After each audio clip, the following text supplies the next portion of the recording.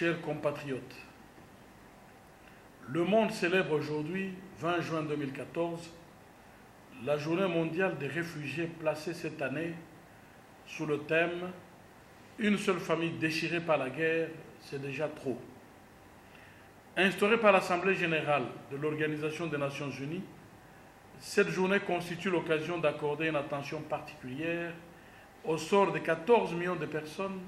qui vivent de par le monde l'expérience douloureuse de l'exil après avoir fui la guerre, la violence ou les persécutions. Le cycle de guerre et conflits que la République démocratique du Congo connaît ces dernières années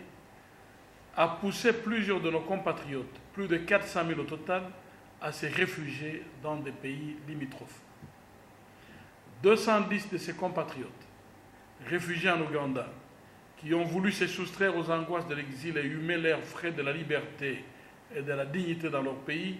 ont été fauchés par un naufrage survenu sur le lac Albert le 22 mars dernier. Nous voulons à cet égard avoir une pensée particulière pour ces compatriotes qui étaient confrontés aux choix difficiles et aux défis dramatiques. Les vies des compatriotes réfugiés émaillés de souffrances et dont nous nous sommes personnellement rendus compte dans certains pays d'asile interpellent toutes les communautés nationales et internationales afin qu'elles agissent davantage pour répondre à leur envie de regagner leur milieu naturel. Tous ces compatriotes ont besoin de voir la fin totale de guerre et des conflits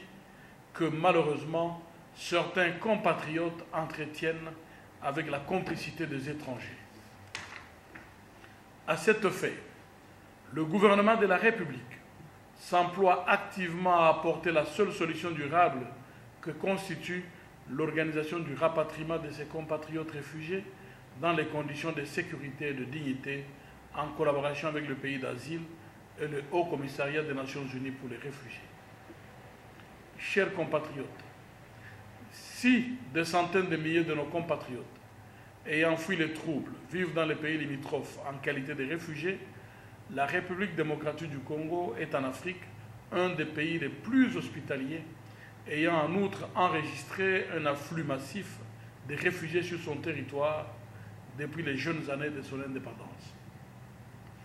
Nos populations sont constamment citées en exemple pour l'accueil et la disponibilité qu'elles ne cessent de témoigner depuis de nombreuses années à l'égard de tous ceux qui,